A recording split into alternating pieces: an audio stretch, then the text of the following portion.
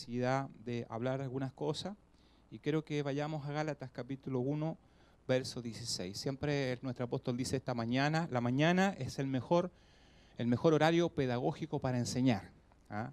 Porque aquí todos estamos, ya nos duchamos en la mañana, nos desperezamos, ¿cierto? Estamos aquí listos para recibir una palabra que abra nuestro corazón y estamos, ¿cierto? Todo el escenario está predispuesto para recibir. Gálatas capítulo 1, verso 16. Y dice,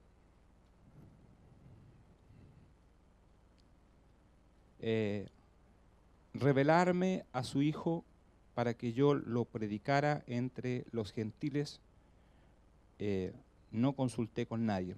Leámoslo a ver del verso 13 para tomar la idea. Ustedes ya están enterados de mi conducta cuando pertenecía al judaísmo, de la furia con que perseguía a la iglesia de Dios, tratando de destruirla. En la práctica del judaísmo yo aventajaba a muchos de mis contemporáneos en mi celo exagerado por las tradiciones de mis antepasados. Sin embargo, Dios me había apartado desde el vientre de mi madre y me llamó por su gracia, cuando Él tuvo en bien revelarme a su Hijo para que yo le predicase entre los gentiles, no consulté con nadie. Bueno, la palabra clave ahí, ¿cierto?, es revelar a su Hijo. Todo el propósito de Dios está direccionado a revelarnos a su Hijo. Él no quiere enseñarte una doctrina, Él no quiere entregarte un libro. Lo único que Él quiere hacer en nuestra vida es revelarnos al Hijo que está en nosotros, revelarnos, ¿cierto? Ese es el tema clave. Si ustedes pueden volver, ¿cierto?, a la experiencia de Pablo cuando él va camino, de Saulo en este caso, cuando va camino a Damasco, él tiene una experiencia en Damasco, ¿cierto?, una aparición. Y esa aparición, ¿cierto?, le cambió su vida. Dice que él iba camino a Damasco con cartas del Sanedrín para atrapar a los cristianos, y en ese intertanto dice que tuvo una aparición de una visión que él tuvo, que fue, ¿cierto?, que él se cayó del caballo, quedó ciego, escuchó una voz que decía, ¿por qué me persigue? Y él le dice, Señor, yo no te persigo a ti, yo persigo a ellos. Y le dice, pero si tú los persigues a ellos, me persigue a mí. Y ahí Pablo se le reveló el cuerpo de Cristo. Se dio cuenta que Cristo y la iglesia era solo una entidad, todo un conjunto. Cristo no está separado de la iglesia, Cristo es la iglesia. Entonces, el enfoque mío esta mañana es redefinir el tema de la iglesia, ¿cierto? Tenemos que trabajar fuerte en este año sobre este nuevo entendimiento de lo que es la revelación de la iglesia. Bueno, para los que veníamos del catolicismo, ¿cuántos venían del catolicismo? Aquí hay uno, ¿cierto? A nosotros se nos enseñó que la iglesia era el edificio, ¿cierto? Por eso cuando entrábamos ahí a la capilla, al santuario, estaba lleno, ¿cierto?, de figuras y había muchas cosas, y nosotros entrábamos despacito, sin meter bulla, los niños no podían meter bulla, no podía volar ni una mosca, ¿cierto? Y entrábamos con mucha reverencia porque nosotros, ¿cierto?, entendíamos que la iglesia era ese edificio. De hecho, algunos pasaban por fuera de la iglesia y se persinaban, todavía lo hace mucha gente. Bueno, porque la revelación que ellos tienen, el entendimiento que ellos tienen, es la iglesia, la estructura, ¿cierto?, el edificio era la iglesia. Después, un día, a través de nuestra conversión, cuando Cristo se nos reveló, porque usted se convirtió al Señor, porque usted pudo ver al Señor en algún momento en su vida, por eso se convirtió al Señor. Por eso usted recibió a Cristo en su corazón, porque Cristo se le apareció. ¿Ah? Se le apareció, usted iba caminando y bueno, yo iba normalmente en mi vida y en algún momento, por diferentes circunstancias, yo tuve una aparición del Señor, se me apareció y yo abracé a Cristo. Y Cristo me abrazó a mí y Él se metió dentro de mi espíritu, de mi corazón, ¿cierto? Y ahí me di cuenta que la iglesia, ¿cierto?, ya no era esa estructura física. Bueno, para algunos todavía, siendo cristiano, todavía sigue siendo la estructura, el edificio. ¿Dónde voy? Voy a la iglesia. ¿Ah?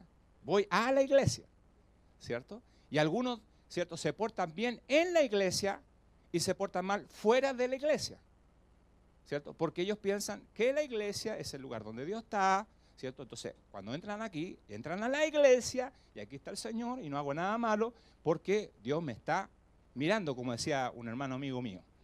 Y luego salían de acá y se portaban mal, porque ya no estaban en la iglesia. La iglesia para ellos era un lugar físico. Por eso el diálogo que Jesús tiene con la samaritana. ¿Se acuerdan en Juan capítulo 4? El diálogo que tiene con la mujer samaritana. Los judíos dicen que hay que adorar en Jerusalén. Nosotros acá en Samaria.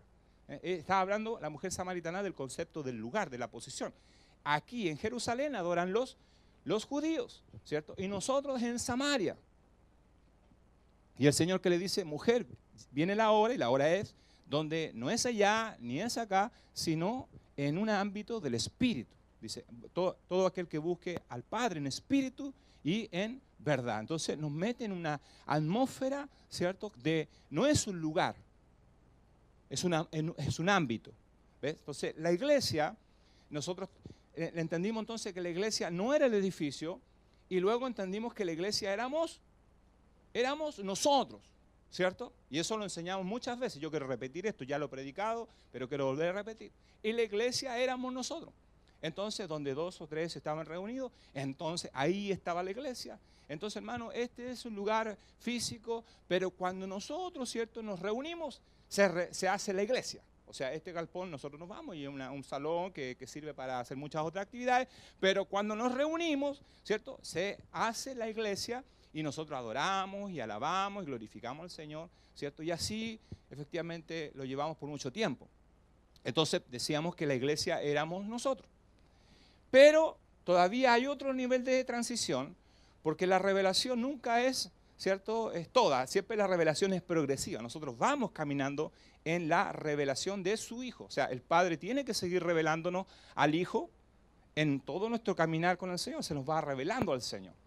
Entonces ahora nosotros tenemos que entender que tenemos que transicionar. Ya transicionamos del lugar físico, ya sabe que este lugar aquí, por eso no le ponemos cruces, ni le ponemos santos, ni le creamos una atmósfera, porque este lugar para nosotros, ¿cierto?, es un lugar hecho de manos de hombres y cuando estamos aquí nos sirve, ¿ves? Pero ahora nosotros tenemos que transicionar de saber que somos la iglesia a saber también que parte de nosotros es la iglesia y parte de nosotros no es la iglesia, ¿cierto? Cuando nosotros decíamos, no, es que, ¿cierto?, ahora yo soy la iglesia, es media verdad. Porque la verdad es que hay una parte de ti que es iglesia y hay otra parte de ti que no es iglesia. ¿Ves? ¿Por qué? ¿Por qué me dice eso, pastor? Claro, porque es verdad, Cristo vive en mí, ¿cierto? Vive en mí. Ahora, ¿en qué parte de mi ser tripartito vive el Señor? En mi espíritu. Usted sabe que antes de conocer al Señor, la única parte que siempre fue santa fue su espíritu. Porque su espíritu fue creado por Dios, igual que el mío, fue creado por Dios. Y nunca el espíritu fue violentado por las tinieblas. El espíritu de nosotros es la parte más noble, siempre ha sido noble. A lo mejor usted exteriormente era la persona más complicada en el mundo, pero su espíritu siempre fue santo. Porque el diablo nunca pudo acceder al espíritu, porque el espíritu le pertenece al Señor. Dios creó nuestro espíritu y el espíritu fue guardado de toda obra, de toda tiniebla que nosotros pudimos tener. Por eso cuando nosotros recibimos al Señor, rápidamente el Señor se mete dentro de nosotros. ¿Por qué? Porque la parte más noble que usted tiene, la parte más santa que usted tiene es el espíritu. Por eso Dios entra al espíritu porque tiene la llave. ¡Pum! Se mete dentro de nosotros. ¿Ve? Entonces Dios está en nuestro espíritu. Pero Dios aún todavía no está en su alma. ¿Ah? ¿Sí o no? O sea, en parte puede ser, pero no en su totalidad. El alma todavía no es iglesia. El espíritu sí. Por eso dice que el Padre busca adoradores que le adoren en espíritu y en verdad, ¿cierto? Entonces, la iglesia no nace en el alma, en un alma no rendida al Señor, sino que la iglesia necesita que el alma esté conquistada. Por eso yo le hablaba el domingo pasado o antepasado, cuando Dios sacó al pueblo de Israel, ¿cierto?, de Egipto, Dios le dijo que le iba a llevar a una tierra que fluye leche y miel. Cuando ellos llegaron a la tierra, ¿cierto?, prometida, dice que esa tierra estaba ocupada. ¿Se acuerdan de ese pasaje o no? Que dice que los espías fueron, los 12 príncipes fueron a espiar la tierra y cuando ellos llegaron, dijeron la tierra está ocupada por gigantes. La pregunta es, ¿por qué Dios les dio a ellos una tierra ocupada? ¿Por qué Dios no les dio una tierra desocupada? Hubiese sido más fácil. Hubiesen llegado ahí, oh, está todo parcelado, no hay nadie, vamos a conquistar. El tema es que cuando ellos llegaron, la tierra que Dios le estaba dando estaba conquistada. O sea, estaba usurpada por gigantes. Por eso cuando ellos llegaron, y le dieron el reporte a Moisés, dijeron, Señor, la tierra está ocupada, hay gigantes, nos van a comer como langosta, etcétera, etcétera. Porque esa es una prefigura de nuestra alma.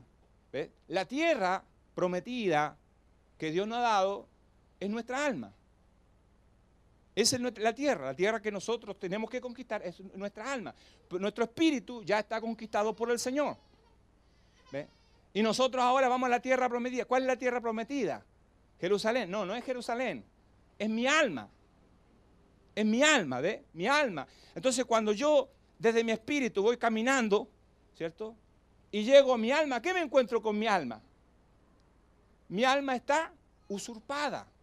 Mi alma está conquistada por gigantes. Los gigantes son prefiguras, ¿cierto?, de toda nuestra vida del yo. Uno de los gigantes más grandes que hay en nuestra alma es el yo. Otro gigante es la carne. ¿Ve? Hay muchos gigantes dentro de... Bueno, y ahí vamos viendo todo lo que produce, ¿cierto?, las manifestaciones, como dice Gálatas, las manifestaciones de la carne, pleitos, contiendas, disensiones, y etcétera, etcétera. O sea, nuestra alma, ¿cierto?, está conquistada. Por lo tanto, cuando Dios, ¿cierto?, nos muestra esta figura del viejo pacto, que nos habla de Moisés, que con el pueblo de Israel, que caminan, ¿cierto?, por 40 días y van a la tierra prometida y luego no la pueden conquistar y luego se devuelven y después de 40 años entra una generación nueva y empiezan a conquistar la tierra. Eso es una prefigura de lo que Dios tiene que producir, tiene que suceder en nosotros. O sea, ¿qué necesita Dios en nosotros? Un alma que tiene que ser conquistada por el Espíritu. ¿Aló? Se me fueron, ¿para dónde se fueron? ¿Ve? Entonces, es verdad, nosotros somos la iglesia en parte y en otra parte no somos la iglesia. Entonces, Dios necesita conquistar el alma para que seamos la iglesia. Entonces, tú tienes que reconocer que hay áreas en tu vida que no es iglesia. No es iglesia. Pero hay otra que sí. Entonces, yo tengo que discernir cuándo soy iglesia y cuando no soy iglesia. ¿Ve? Ahora fíjate, en Mateo capítulo 16, versos 17, 18, cuando el Señor tiene este diálogo con Pedro, ¿qué le habla el Señor con respecto a Pedro? Él le hace una pregunta, dice, ¿quién dice los hombres que soy yo? Unos dicen que eres Juan Bautista, otros dicen que eres Elías, y otros dicen algún otro profeta. Y salta Pedro. Pero no fue Pedro, ¿cierto? Fue el Padre, a través de Pedro. Dice, tú eres el Hijo del Dios viviente. ¿Y qué le dice el Señor? Esto no te lo ha revelado carne ni sangre, sino mi Padre. ¿Ve? O sea, ¿quién es el que revela al Hijo? El Padre. ¿Ve? A medida, ¿cierto?, que el Padre nos revela al Hijo, nosotros vamos siendo conformados a la imagen del Hijo, pero también vamos conformando la iglesia. Entonces, si lo llevo a la parte personal, mientras más tú conquistes tu alma, más iglesia tú eres. ¿Me sigue? O sea, si tú tienes un alma llanera, un alma solitaria, ¿cierto?, no conquistada, tú no eres iglesia, aunque tengas la vida del Espíritu dentro de ti. Necesitas conquistar tu alma. Pero tu alma no está vacía. Está llena de cosas, lleno de gigantes, que tienes que derribar. ¿Ve? Y una de las cosas que están ahí muy arraigadas es la carne. ¿Ve? Entonces, para poder entender qué es la iglesia, nosotros debiésemos saber qué no es la iglesia. ¿Cierto? ¿Qué no es la iglesia? La iglesia no son alabanzas, aunque alabamos. ¿Cierto? Si la persona cree que la iglesia es una alabanza, va a crear todo un sistema de alabanza. Y tenemos iglesias que tienen alabanzas espectaculares, ¿cierto? Y tienen todo un sistema de sonido y todo un sistema de amplificación y todo un sistema digital. Y todo lo promueven por medio de la alabanza porque ellos dicen que la alabanza, porque la iglesia es alabanza, pero la iglesia no es alabanza, aunque alabamos, ¿cierto? Aunque tocamos música. O sea, no estoy diciendo que estas cosas no son malas. Cuando nosotros no las transformamos en un fin, sino un medio por el cual, ¿cierto?, nos llevan al fin, que es la iglesia, en esta etapa. Luego, el reino. Entonces, en esta etapa, uno puede pensar, para los ministros de alabanza, que si ellos cantan bonito, ¿cierto?, que si ellos ministran a la gente, ellos están haciendo iglesia. ¿Cierto? Y no es así. La iglesia solo se hace cuando el alma de un creyente es conquistada. ¿Eh? Cuando la carne deja de tener poder en nuestras decisiones. ¿Cuántos saben que somos carne? ¿Cierto? Todavía hay una carne muy reinante. Ahora, hay carne buena y hay carne mala, pero carne igual. ¿Cierto? Nosotros separamos la carne mala, los delincuentes allá, ¿cierto? Esos son los malos, esos que se van en el infierno. Esos son carne mala. Pero yo conozco carne buena. ¿Ah? Carne buena. La iglesia está llena de carne buena. Tipo extraordinario. No los adoran, ¿cierto? ¿Cómo yo puedo definir eso? O sea, simplemente si lo que tú haces tiene el origen correcto. ¿Cuál es el origen correcto? El espíritu. O sea, cuando algo no nace del espíritu, no puede mutar, no puede transicionar a otra cosa. O sea, lo que es espíritu, dice, lo que es nacido del espíritu es. O sea, todo lo que nace en el espíritu es espíritu. Pero todo lo que nace en la carne es carne. O sea, no hay forma de lo que nazca de la carne pueda ser espiritual. Lo que nace en la carne siempre va a ser carne. Aunque sea carne buena. Hay gente muy buena en la iglesia. Buenos para nada. En serio. Gente buena, no, tremendo. Pero no son buenos para el propósito, son buenos para ellos mismos. Hacen cosas, ayudan, son servidores. La pregunta es, ¿de dónde estás naciendo eso? ¿De la carne o del espíritu? Porque si nace de la carne buena, carne será. O sea, no va nunca a llegar a un nivel del espíritu, porque lo que es carne es. Entonces, nosotros tenemos que primero entender, que es verdad, yo entendía que era la iglesia, pero ahora tengo que entender que hay algo de mí que es iglesia y otra parte que no es iglesia. ¿Qué no es iglesia? Mi alma no rendida al Señor. ¿Cierto? Mi alma que está dominada por gigantes. Porque cuando yo vine al Señor, es verdad, Cristo se metió dentro de mí, pero mi alma estaba llena. O sea, Dios no se metió dentro de mi espíritu que estaba disponible, pero mi alma no está disponible.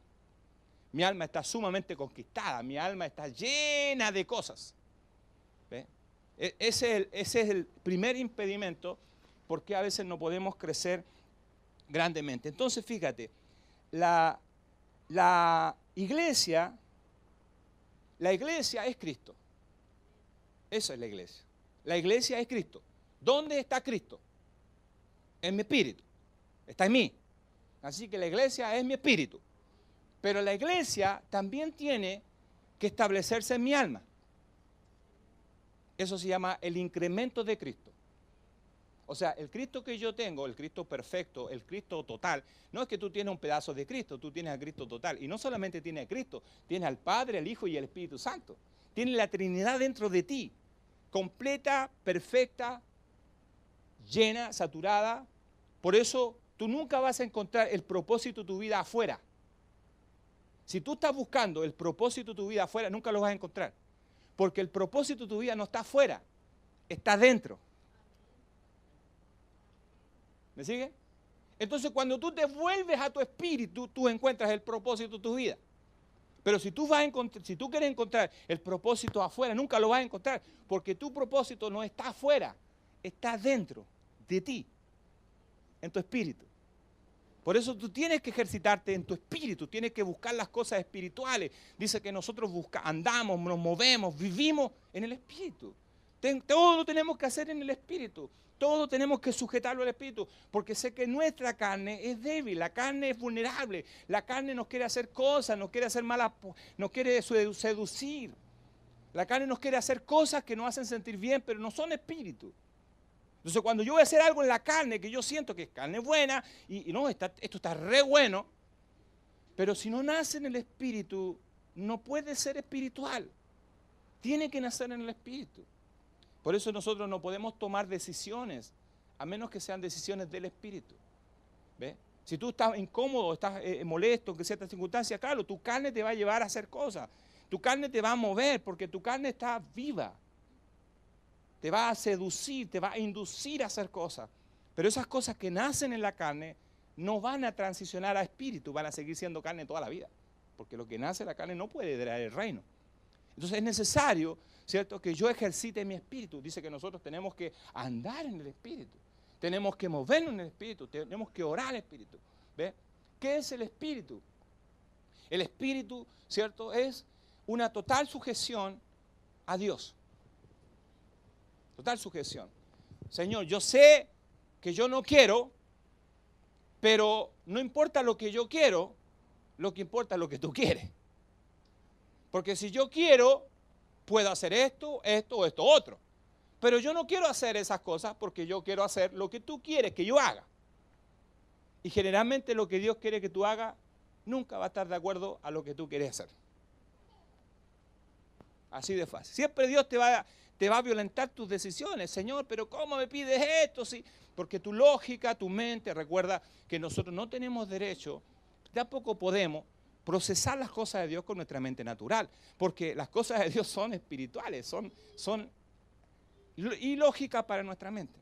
Entonces, ¿qué hace el Señor? Siempre te va a violentar tu mente, siempre te va a violentar tu mente, siempre te va a meter en cosas que te van a superar, siempre te van a meter en cosas que tu lógica no tiene cómo definirlo, porque es la única forma donde haya una forma de rendirse completamente al propósito. Entonces, el alma tiene que sujetarse al espíritu. El alma es muy traicionera. ¿Ah? Cuando habla el Señor del corazón, dice, engañoso es el corazón más que todas las cosas. De la persona que más te debes cuidarte tú eres de ti mismo, porque tu corazón es engañoso. Tú crees que estás haciendo algo correcto, tú crees que algo que tú estás haciendo es lo correcto, y no es lo correcto. Porque tu corazón, que es engañoso, te hace pensar que lo que tú estás haciendo es correcto y no es correcto. ¿Ve? Por eso la sujeción del espíritu nace en lo que nosotros denominamos obediencia.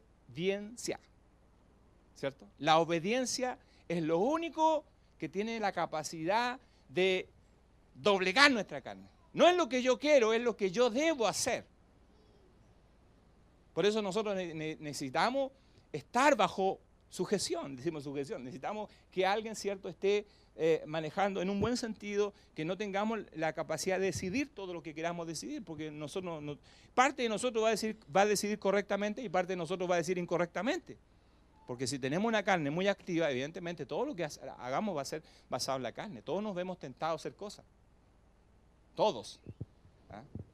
Entonces, por eso es necesario saber que la iglesia no es, ¿cierto?, un lugar donde nos reunimos todos. Por ejemplo, aquí, estamos en la iglesia. No, esto no es la iglesia.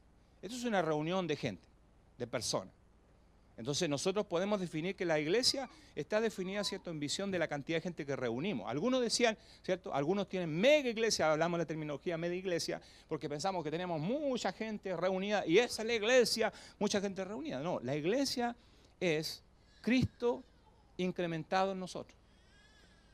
Por ejemplo, si yo entiendo que parte de mí es la iglesia y parte de mí no es la iglesia. A eso estamos arribando. O sea, antes decíamos la iglesia es el edificio. Después entendimos que la iglesia éramos nosotros. Y hoy día te estoy diciendo, no, tú no eres la iglesia. Parte de ti es la iglesia y parte de ti no es la iglesia. La parte que es iglesia es la parte del Espíritu, donde Dios está, ¿cierto?, reinando, gobernando, pero tu alma, que está conquistada por el yo, porque el reino del yo hizo sus estragos. ¿Se acuerdan que yo le hablé, dónde tenemos esto? En la experiencia del establecimiento del reino, en la Biblia. Ustedes saben que antes del reino, de la era de los reinados del rey, estaban, ¿cierto?, los jueces. Y los jueces gobernaban a Israel. Dios no tenía un reino, tenía jueces. Y cada vez que Israel se iba para abajo, mandaba un juez. Ahí aparece Sansón y aparecen otros jueces que iban a rectificar las cosas que no estaban bien. Pero luego un día Israel dijo, Señor, ¿por qué nosotros no podemos tener un rey como en los reinos de la tierra? Porque todos los reinos de la tierra tenían reyes, ¿cierto? Y ellos, ¿cierto?, no tenían reyes, sino que tenían el gobierno teocrático. Aquí es donde nosotros entendemos la democracia. ¿Qué es la democracia? La democracia es una trampa del enemigo que nos ha pervertido nuestra vida. La democracia. Nosotros no somos democráticos, somos teocráticos. Y por eso en la iglesia hay tantos problemas cuando la iglesia es democrática. Hermano, vamos a hacer algo. ¿Ustedes están de acuerdo? ¿Sí o no? Ah, yo sí, estoy de acuerdo. Oh, no, yo no estoy de acuerdo. Y ahí empiezan los pleitos y las contiendas. Porque la opinión, la manifestación de la opinión es una carne. Dios nunca te va a pedir la opinión a ti a nada. ¿Por qué? Porque no es, la iglesia no es un reino democrático. Es un reino teocrático. Donde Dios solamente te pide que tú obedezcas. Si tú no obedeces, ¿cierto?, estás en rebeldía. Pero si tú obedeces, estás en bendición. Por eso el Señor se cansó de Israel. Le dijo, ustedes me traen ofrendas, yo estoy cansado, dice, de vuestros animales, vuestros sacrificios. Yo quiero obediencia. Yo quiero obediencia. ¿Ves? La obediencia es algo que nosotros no tenemos. Nadie nace obediente. Véanlo sus hijos. ¿Cuál es la tarea de ustedes como padres? ¿Enseñarlo a obedecer o a desobedecer? No, a obedecer, porque desobedecer ya viene en el ADN. Ellos, todos, incluso nos incluimos todos nacimos desobedientes. Somos más desobedientes. Y nuestros padres naturales, ¿cierto?, y yo como padre y ustedes como padres, la tarea fue disciplinarlo en algo. ¿Ah? A veces uno lucha y al final como que ya tira la bandera blanca de rendición porque los cabros chicos, algunos salieron más desobedientes. ¿Ve? Entonces, pero la tarea de los padres, ¿cierto?, es establecer obediencia en un parámetro hacia los hijos. Esa es la lucha que tenemos los papás, ¿cierto? Hijo, anda a hacer la cama. ¿Pero por qué tengo que hacerla? Ya te empiezan a cuestionar. Porque ellos piensan que están en un gobierno democrático. Como la democracia se ha instalado mucho en nuestra sociedad, ellos piensan, ¿cierto?, que ellos tienen la capacidad de opinar. ¿Cierto? ¿Lo había usted, Náutico? Hijo, ¿puedes hacer tu pieza? ¿Pero por qué puedo hacerla más rato? No, es que quiero que la haga ahora. No, es que quiero hacerla más rato. Y ahí empieza el tema. Pa. ¿Qué está buscando el padre? Obediencia. No me diga, yo quiero que tú hagas la cama, pero ella, ¿qué está esperando el hijo o qué está manifestando el hijo? Alguna concesión. Democracia. ¿Te das cuenta de eso? Y entonces ahí empieza el tire y afloja y vamos que se puede, y uno ya empieza como a enojarse, ya, ándase en la cama, ya. Prácticamente empieza como la dictadura, ¿no? Porque el tema es, ¿cuán fácil sería la vida, pongamos nosotros como padres? ¿Te imaginas, Carlito, que tú le digas a tu hija, hija, ¿tú podrías hacer tu dormitorio? Sí, papá, al tiro, voy al tiro. Wow. Oh, va y te deja la pieza, uy, que te deja la pieza pero impecable, ¿no? Aleluya, tómalo por fe. Oye, hija, ¿tú le podrías ayudar a la mamá? Sí, papá, inmediatamente. ¡Wow! ¿Ah? Hija, ¿tú podrías ir al centro a pagar la cuenta? Sí, al tiro, inmediatamente. Lo que tú digas, padre. ¿Cómo sería nuestra vida como padre? ¡Wow! ¿Cierto? Estaría espectacular. Además, ¿qué tipo de bendiciones también recibiría tu hija? La obediencia trae bendición. Tú ya andarías pensando que regalarle porque realmente se lo ha merecido. O sea, tú sabes que ya no sabes cómo retribuir esa obediencia. Pero la ganancia, ¿dónde está? En la obediencia. Pero nosotros nos desgastamos nuestra vida, nos envejecemos tratando de que nuestros hijos nos obedezcan. Ahí estamos, no quieren obedecerlo, porque eso es algo que está innato, instalado en nuestra ADN, en nuestra carne. Imagínate el Señor. Hijo, quiero que vaya hoy día a la iglesia. No, estoy cansado de congregarme. Tengo una palabra para ti. ¿No puede ser otro día? ¿Ah? ¿No puede ser mañana? No, tiene que ser ahora. Es que hoy día no puedo. Tú sabes, tengo que hacer cosas. Entonces, si nosotros llevamos esa experiencia al plano del Espíritu, la verdad es que nosotros no hemos podido todavía accesar a todas las cosas que Dios tiene para nosotros porque hemos sido súper desobedientes con Él. Súper desobedientes. ¿O no? ¿Dónde está la ganancia? En la obediencia. ¿Ve? Entonces, esta es la lucha del Padre con el Hijo con respecto a nosotros. Entonces, la edificación de la iglesia, de hecho el Señor dice en Mateo, yo edificaré. El que edifica la iglesia no eres tú. Bien dijo la Teresita, ¿cierto?, con respecto a mi discípulo. No es tu discípulo, es discípulo del Señor, ¿cierto? Lo tomamos, es una administración, es una mayordomía que tenemos sobre él, pero los discípulos y la iglesia sigue siendo el Señor. Y el Señor edifica la iglesia. Ahora, ¿cómo edifica la iglesia? ¿Cómo se edifica la iglesia? La iglesia se edifica proporcionalmente al aumento o al incremento de Cristo en tu alma. ¿Ves? O sea, ¿cuál es el terreno que tenemos que conquistar o el terreno que tiene que ser conquistado? Mi alma. Porque mi alma está llena de cosas, llena de ocupaciones, de preocupaciones, de afanes, llena de cosas. Partimos cuando hablamos de Mateo 6, 31, 33, cuando hablamos, ¿cierto?, de buscar el reino de Dios y su justicia, empieza a decir, no os afanéis, ¿por qué vestiréis? ¿Por qué comeréis? Porque en nuestro corazón está lleno de afanes.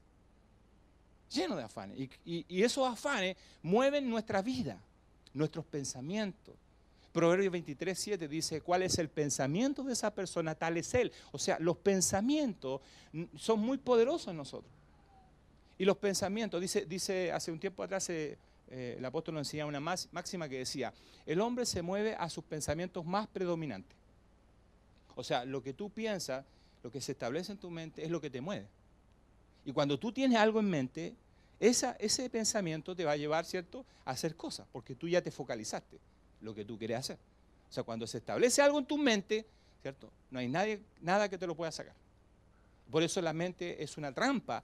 Si nosotros no tenemos una mente de Cristo, tenemos una mente no rendida al Señor, es una trampa, ¿cierto? Porque nosotros asignamos, le damos, como nosotros no tenemos la capacidad de saber qué es lo bueno y qué es lo malo, aunque participamos en Adán, del árbol del conocimiento del bien y el mal, nosotros, aunque no tenemos el entendimiento que es bueno y que es malo, porque nosotros le llamamos bueno a lo malo y le llamamos malo a lo bueno. No tenemos definido esas cosas todavía.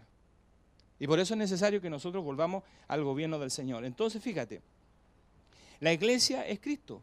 Entonces, lo único que edifica mi vida, porque usted es la iglesia, parte, ¿cierto? Ahora Dios quiere edificar completamente su vida, edificar su alma. Por lo tanto, lo único, ¿cierto?, que edifica mi alma es lo que proviene de ¿qué? De Cristo.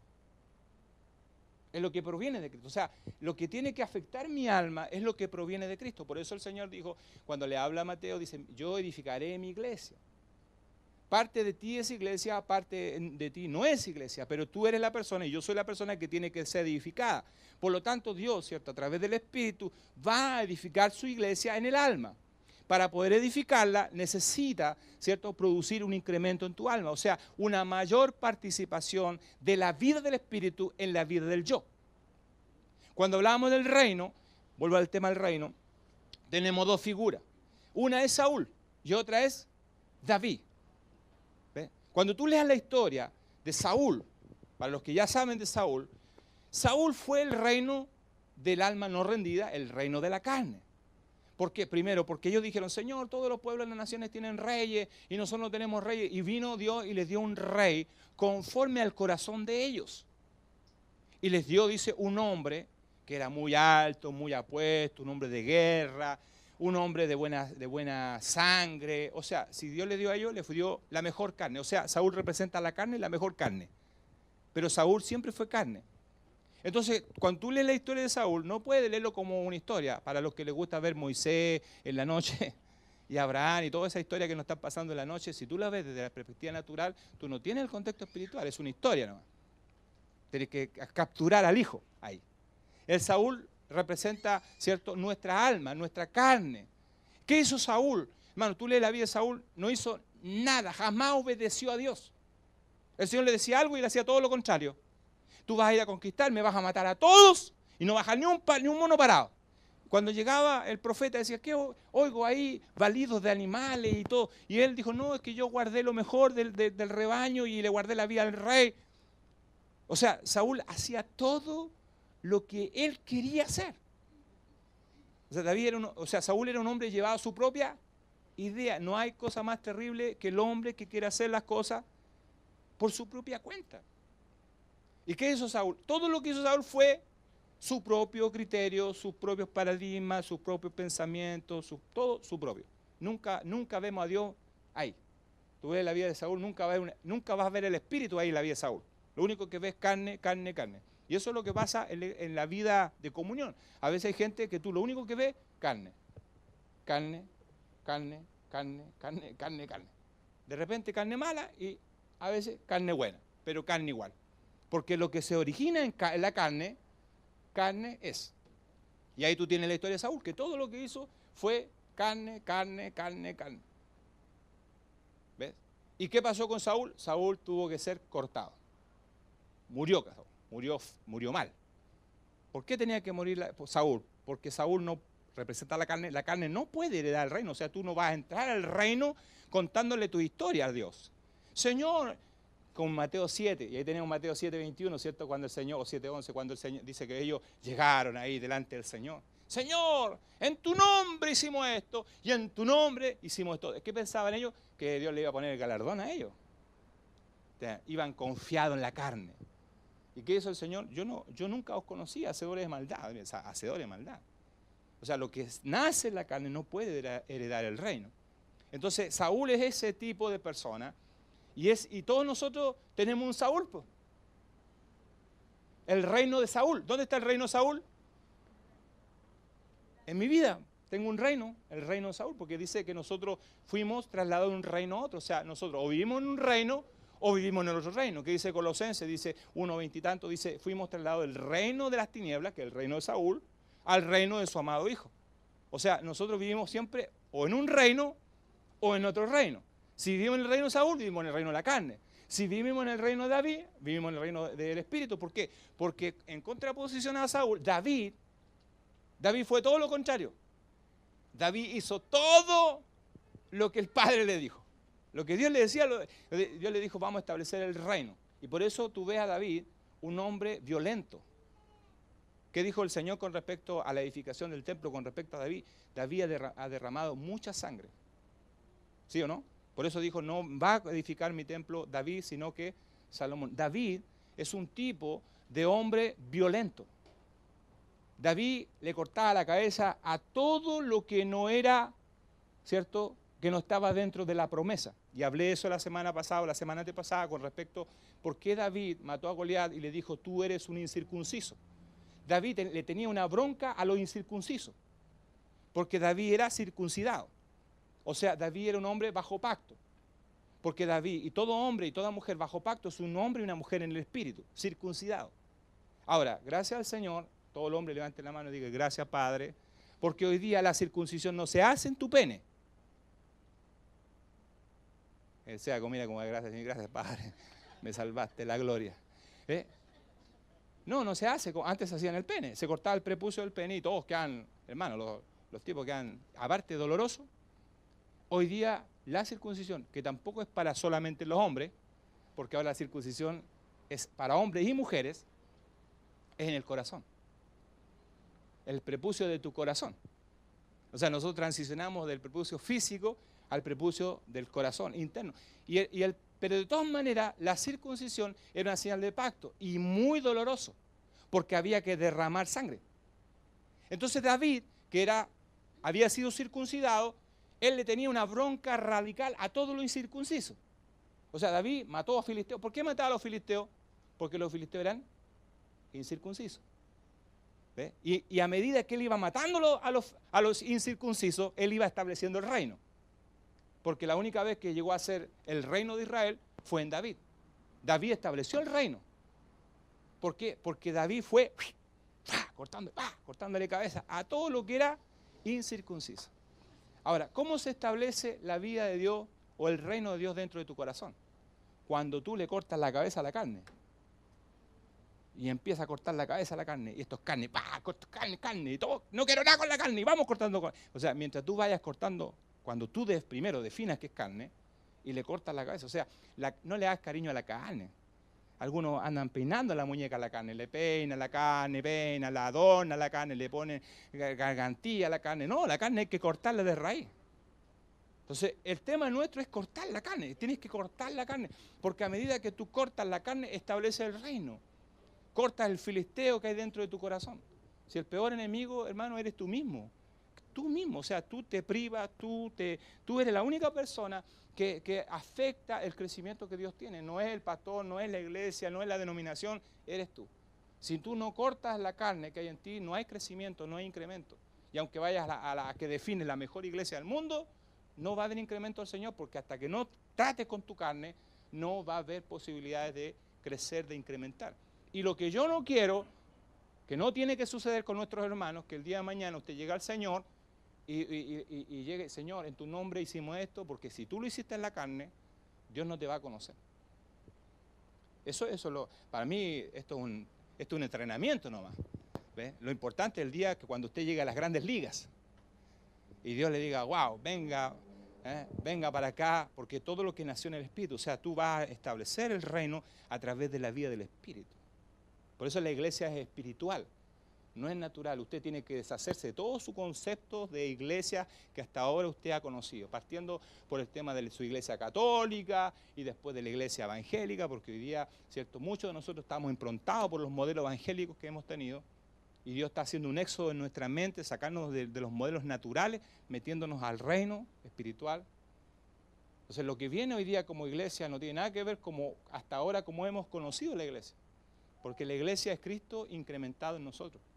Tiene que haber un incremento de la vida de Dios en nosotros. Entonces, cuando Nancy que tome a ti como ejemplo.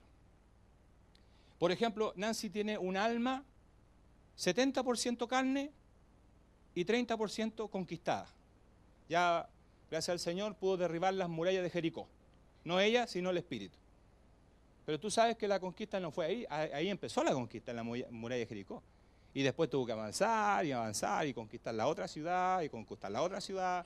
¿Me entiendes? Entonces, nosotros vamos conquistando. Entonces yo digo, Señor, gracias, porque en mi alma, ¿cierto? Mi alma está activa, pero ya tengo un 30%, ¿cierto? Ya las murallas de Jericó cayeron. Entonces, claro, la vida del Espíritu se incrementó en mi alma. ¿Cuánto se incrementó? 30%. ¿Ves? Supongamos que este es el cuadrado. Este cuadrado que está aquí es mi alma. Y de aquí para allá es el Espíritu. Entonces, ¿qué hace el Espíritu? El Espíritu empieza a empujar. ¿Cierto? Empieza a empujar. Pero está la muralla de Jericó ahí. Entonces Dios usa ciertas cosas como los padecimientos. ¿Qué hace Dios? Te violenta en tu alma. Permite que ocurra ciertas cosas. Porque es la única forma de quebrantarte.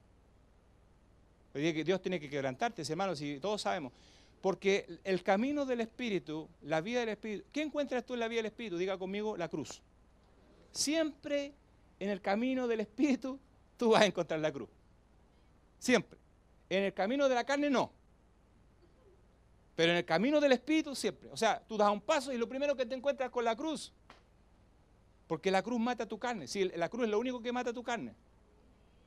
Te encuentras con la cruz. Pero la cruz te mata, pero te resucita. Por eso cuando tú vas avanzando en la vida, ¿por qué yo me convertí al Señor y me empezaron a pasar estas cosas? Antes no me pasaban. Claro, porque Dios te fue poniendo un camino de cruz. Y la cruz te hace pedazo. Te aniquila.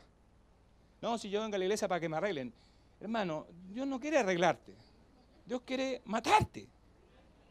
Entonces, ya cuando tú vengas a la iglesia, vengo para que me solucione el problema. No, si Dios no quiere solucionar tu problema, Dios quiere hacerte polvo.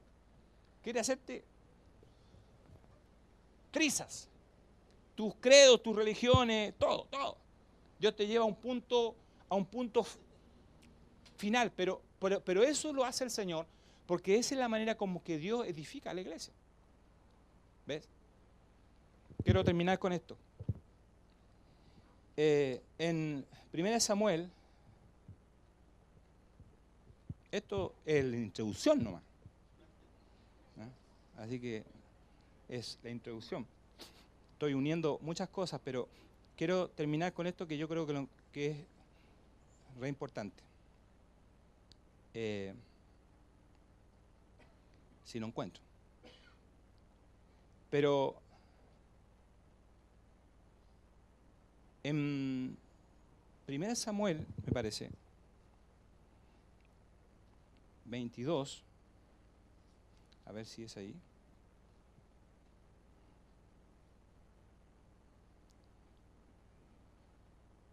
Claro, 1 Samuel 22, 1, 2. No habla de la cueva de Adulán. Ahí está. Dice, David se fue de Gad y huyó a la cueva de Adulán. Cuando sus hermanos y el resto de la familia se enteraron, fueron a verlo allí. Sigue el verso 2, dice. Además, se le unieron muchos otros que estaban en apuros, cargados de deudas o amargados. Así David llegó a tener bajo su mando a unos 400 hombres. ¿Qué tipo de hombres fueron a la cueva de Adulán? Los que estaban arruinados, arruinados, endeudados, amargados. Así David llegó a tener bajo 400 hombres. Sigue el verso 3, por favor. De allí se dirigió a Mizpa, en Moab, y le pidió al rey, bueno, esa es otra historia. Pero esos 400 hombres que llegaron a la cueva de Adulán estaban hechos pedazos. ¿Por qué? Porque ellos, ¿cierto? Esta es la gente, a ver, endeudado. La pregunta es, ¿quién te manda a endeudarte? Dígame, ¿quién te manda? No, es que a mí el sistema, el mundo, la economía, no, partamos por ahí. ¿Quién te manda a endeudarte a ti? Tú mismo. O por lo tanto, que esa gente que llegó amargado. ¿Por qué usted está amargado? Porque las cosas no le han resultado. Porque usted pensaba que era así y no fue así y se amargó. Amargado. Pero si tú te haces una análisis, ¿por qué la gente está cargada, en apuros, endeudado y amargado? ¿Cierto? Porque esa gente tuvo que tener esa experiencia para desanimarse, para desmotivarse. Hay gente que a veces quiere hacer cosas buenas y todo le sale mal. Pero yo quiero hacer cosas buenas y todo le sale mal. Y le puso el hombro y le puso fuerza y le puso ganas y las cosas no le resultaron y no le resultan y uno empieza como a cuestionarse, ya no sirvo para estas cosas. Uno hasta empieza a cuestionarse. ¿Por qué? Porque es necesario que Dios te lleve a un punto donde tú te des cuenta que el gran problema que hay en tu vida no es la economía del mundo, no son las empresas, eres tú. O sea, hasta que tú no te desanimes de ti mismo, nada va a empezar. O sea, cuando tú ya te llegas a estación donde ya te mira al espejo y ya te dan ganas de charchetearte, ¿cierto? De decir, pucha, que soy, ¿por qué yo aquí? Un desánimo. Bueno, cuando no llega a esa estación todavía no va a ocurrir. Pero cuando llega a esa estación donde tú te desanimas de ti mismo, cuando tienes una rabia interna, Dios te va a llevar a una cueva que se llama la cueva de Adulán. Esa cueva de Adulán, hermano, es la cueva del sepulcro. Es el lugar donde nosotros nos unimos al Señor. ¿Dónde se une el Señor? ¿O dónde empieza a unirse usted al Señor? Diga conmigo, en el sepulcro, en la tumba. Por eso Pablo dice en Romano, dice, ¿no sabéis que todos hemos sido bautizados en la muerte del Señor? O sea, todos comenzamos esta vida victoriosa en una tumba, donde el yo está abatido, donde el yo ya perdió fuerza, donde el yo ya no cree ni en él mismo. Por eso la unión que nosotros tenemos con Dios comienza en el sepulcro, en la muerte. Por eso todos nosotros tenemos que pasar por la muerte. No estoy hablando de la muerte física, estoy hablando de la muerte del yo. del reino del yo, para poder comenzar a vivir el reino de Dios y su justicia. Ese es el deseo del Señor, de que nosotros nos unamos al Señor en nuestra mente. Por eso tú tienes ciertas experiencias de fracaso, donde tus fuerzas se cansan, todo se agota, ya no hay cómo hacerlo, en desánimo. Bueno, ese es el lugar donde nosotros nos unimos más al Señor. Porque donde más buscamos a Dios es cuando más mal estamos. Y ahí cuando estamos mal buscamos al Señor y nos unimos a Dios en el Espíritu. ¿Ve? Y Dios va conformando. Entonces, esa es la forma que Dios va diciendo, ¿tú cómo te sientes? Me siento desanimado, desmotivado, mi alma. Entonces te ve un alma vulnerable, entonces el Señor da un paso. Ya avanzó. Del Espíritu ya hay un porcentaje de presencia de Dios en tu alma. Porque ya tú no confías en ti mismo. ¿Cuántos se han mordido alguna vez la lengua? ¿Ah? Cuando dejas de confiar en ti mismo, en tus habilidades, en tus capacidades, en tu inteligencia, en todo lo que tú defines como los recursos que tú tienes, y ya después empiezas solamente a confiar en Dios, entonces tú empiezas a unirte a Dios en tu muerte, en la muerte de Él y en la muerte tuya. Y se une al Señor. Y tú sabes que las cosas empiezan a ocurrir y no tienes tú una participación. Ya no eres tú el que hace las cosas. Tú sabes que es Dios. Yo no puedo hacerlo. Por eso Dios siempre te va a llevar a lugares donde realmente tú no puedes. O sea, tú no puedes establecer una familia de éxito, no puedes tener lugares de éxito, no puedes tener todo lo que Dios tiene para ti, no lo puedes tener tú, porque tu yo no puede crecer, es el espíritu. Entonces no es que Dios no te las quiera dar, Dios te las va a dar, Dios todo viene. Pero cuando Dios te los dé, esas cosas a ti no te van a incidir, no te van a afectar. De hecho, como decía Parmenia, me gusta eso, porque Parmenia, Dios se revela de esa forma. De las cosas más sencillas, Dios te hace sentir que Dios estaba presente en esas cosas. O sea, Parmenia, claro, ella dice, yo tuve unas bonitas vacaciones, Dios se preocupó de esas cosas, que para nosotros puede, cola de ti, cola de zorro, ¿cierto? Pero tú, en esas colas de zorro, tú ves al Señor, que se preocupa hasta las colas de zorro. ¿Me entiendes? Es como el caso mío, que cuando nosotros siempre cuando nos compramos la casa, a mí siempre me gustó la casa de madera, me gustó la casa con arreglo de madera. Y cuando compramos la casa, no me había dado cuenta en detalle que la escalera que tenemos nosotros estaba enchapada en madera y se veía bien bonito. Y toda la gente que va siempre le gusta ese enchape de madera. Y cuando nosotros llegamos a esa casa por primera vez, entramos, subimos por la escalera, Dios nos habló y nos dijo, no solamente tus necesidades, también tus sueños. Entonces, wow, una escalera de madera. Dice, es que tú querías algo de madera y yo me preocupé de darte algo de madera. Y wow, Señor. Y esa revelación, se te revela el Señor en una escalera de madera. Y dice, wow, Dios estaba preocupado de una escalera de madera. ¿Cierto? Y en ese contexto tú te das cuenta de que efectivamente Dios está ocupado de todas tus necesidades. O sea, de lo simple a lo más complejo. Por eso tú tienes que decir, Señor, qué rico, yo quiero empezar a que Cristo se me revele en esas cosas tan sencillas, a veces no tan complicadas, es sencilla, pero se te revela el Señor y Dios se hace parte de ti y dices, wow, Dios tiene el control de mi vida, Dios está seguro, no hay cosa más importante que ver al Señor. ¿Por qué? Porque Esteban pudo aguantar el martirio. Esteban estaba siendo apiedrado, estaba siendo golpeado, y dice que la cara de Esteban era como una cara de un ángel. Porque mientras lo estaban golpeando, él estaba mirando al Señor sentado en su trono. ¿Me das cuenta? Cómo una persona puede estar teniendo una experiencia de este lado y viviendo otra experiencia interna. Y eso es lo que Dios quiere de ti. O sea, que tú vivas la experiencia interna. O sea, que Dios efectivamente se va a manifestar en tu vida y tu crecimiento va a ser tan sólido, tan concreto, tan poderoso, porque no va a estar anclado en una emoción, sino en una revelación. Las emociones son inestables, van y vienen. Hoy día estás feliz, mañana estás triste. Hoy día quieres tirar el mundo, quieres hacer cosas grandes, mañana no quieres hacer nada. Tus emociones son inestables, pero la revelación de Cristo es poderosa. Entonces, cuando tú anclas tu alma, el alma hay que anclarla a una palabra de revelación, porque si no el alma te va a hallar por todos lados. ¿Ves? No es lo que el alma diga, sino, ¿cierto?, es lo que la palabra dice. Y Dios dice, el cielo y la tierra pasará, mas no mi palabra. Entonces nosotros nos anclamos a la palabra, no por vista, no por circunstancia, sino por la palabra. Si Dios lo dijo, Dios lo hace. Y eso es lo que tú tienes que anclar tu vida. Entonces, Luis, recibe esto. Hay una palabra sobre Laura. El médico puede decir muchas cosas, pero lo que gobierna tu vida no es el dictamen del médico, es la palabra. La palabra no se puede romper, la palabra no se puede quebrar. La palabra es algo que va a mantenerte siempre firme, a pesar de cualquier situación.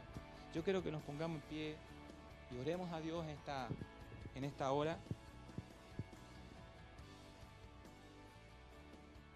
Deja que el reino del Espíritu gobierne tu alma.